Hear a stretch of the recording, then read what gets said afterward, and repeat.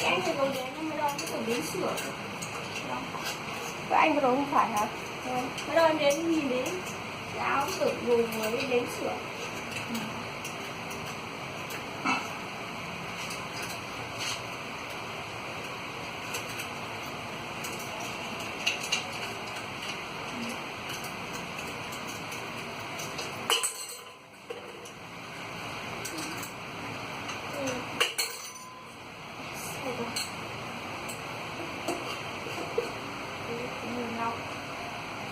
Cái này mới chỉ cần đổ nước là xong đúng không?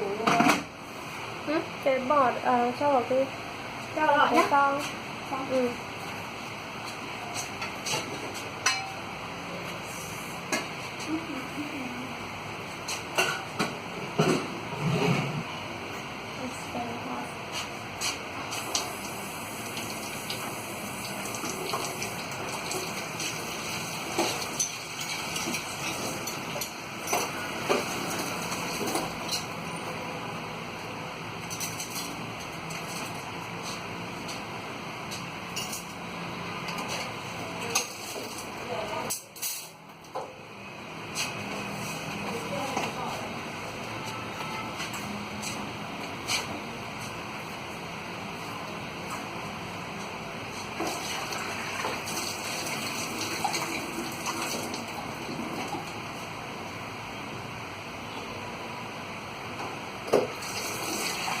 Bỏ lên chỉ vừa béo rồi.